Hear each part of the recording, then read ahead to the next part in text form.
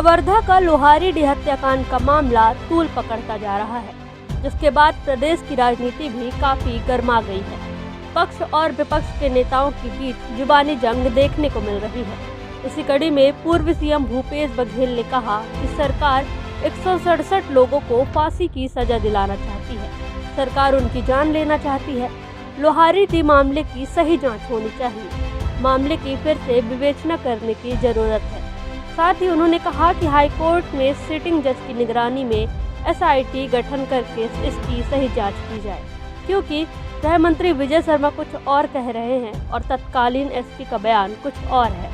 बैगा जनजाति की हत्या हुई तब तत्कालीन SP ने आत्महत्या करार दिया था, जिसके बाद गृह मंत्री देर रात निकलते हैं और लोगों को धमकाने का काम करते हैं। वहीं गृह मंत्री विजय शर्मा ने इन बयानों पर पलटवार करते हुए कहा कि भूपेश बघेल को शर्म आनी चाहिए। भूपेश बघेल बार बार लोहारी जाकर विवाद को और न बढ़ाएं। भूपेश बघेल और विजय शर्मा ने लोहारी कांड को लेकर क्या कुछ कहा, सुनिए। देखिए, एक चीज़ तो है कि इसे या तो कोर्ट खुद स्वयं संज्ञान ले या राज्य सरकार इसको जांच को हाई कोर्ट को सौंपे। दो स्थिति में हो सकती है, क्योंकि 167 लोग हैं, वो खुद हत्यारा है रघुनाथ साहू का लड़का, और वो जाके पुलिस वालों को, पुलिस देखिए रघुनाथ साहू के लड़के कितना प्रिविलेज दिया, उसको ले गए और घर घर में जाके नाम पूछते गए, लिखवाते गए और उनको सबको मार पीट के घसीटते ले गए और इतना पिटाई के प्रशांत साहू की मृत्यु हो गई। तो ये एक तो मामला ये है बहुत संवेदनशील, क्योंकि ये मॉब लिंचिंग का केस पूरे देश में पहला होगा जहां 167 लोगों के खिलाफ FIR दर्ज है। तो और आनन फानन में कर दिया कि किसी भी मृत्यु दंड दे दो। ये क्या छत्तीसगढ़ के लोगों की जान को हल्के में ले लिए हैं लोग, गाजर मूली की तरह ये लोग ख़त्म करना चाहते हैं। विष्णुदेव साय सरकार, इस सवालों का कोई जवाब नहीं आ रहा है। अब हम लोग लगातार लगे हुए हैं, तब जाके ये स्थिति बन रही कि 1 महीने बाद मध्य प्रदेश की पुलिस कहती है कि आत्महत्या नहीं, हत्या है, क्योंकि हम लोगों ने उसे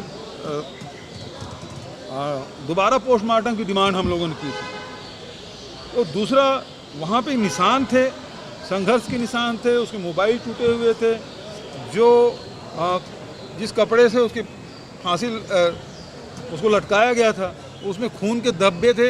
ये सारे निशान चीख चीख के कह रहे थे। यदि उसी को हत्या मान के जांच करते तो रघुनाथ साहू की हत्या शायद नहीं होती, क्योंकि पुलिस ने वही कहा ये आत्महत्या है। उसी से लोग भड़के कि सारे एविडेंस चीख चीख के कह रहा है कि ये हत्या है और पुलिस कह रही कि आत्महत्या है। और इसी कारण से ये स्थिति बनी। ये सरकार के इसी प्रकार के लापरवाही कारण से बलौदाबाजार के कलेक्ट्रेट जला। 15 मई की घटना और 10 जून तक के समाज ये मांग करते रहा कि CBI जांच कराइए, नहीं कि समाज में आक्रोश फैला और ये स्थिति बनी। तीसरी बात, अब अभी सूरजपुर का मामला, यदि पुलिस पे हमला किया है तो पुलिस कर क्या रही थी? उस आरोपी को पकड़ा क्यों नहीं? उसके पहले गाली गलौज कर रहे हैं, चढ़ाने की कोशिश कर रहे हैं। पुलिस यदि कार्रवाई करती तो आज वो जो सिपाही है उसको परिवार के लोग जिंदा होते। ये पुलिस की लापरवाही के 3-4 उदाहरण मैंने बताया। और इसी कारण छत्तीसगढ़ में कभी लोग कानून अपने हाथ में नहीं लेते, लेकिन ये लापरवाह सरकार, विष्णुदेव के निकम्मी सरकार, और उसके चलते आज छत्तीसगढ़ धू धू करके जल रहा है। कितनी घटना होगी? पंडेरिया में पहली घटना घटती है जहाँ एक घर जलाया जाता है जिसमें आदिवासी मारे जाते हैं, 2 या 3 उसमें मरते हैं। फिर दूसरा घटना बलौदाबाजार की, फिर तीसरी घटना लोहारी की, फिर चौथी घटना सूरजपुर की। ये सारी घटनाएं ये चीख चीख के कह रही है कि सरकार पंगु है, निरंकुश है, निकम्मी है, ये कुछ नहीं कर पा रही। इस कारण से स्थिति बन रही है सर।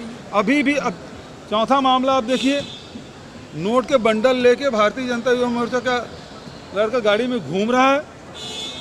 वो लड़का खुद कह रहा है कि मेरे परिवार का पैसा है, और मुख्यमंत्री उसका बचाव कर रहे हैं। ये बंडल जो है वो फेक न्यूज़ भी आजकल वीडियो बनता है मतलब उसे जांच करने की बात नहीं है, उसे बचाने की कोशिश। इतना पैसा किसी के पास कैसे आ गया,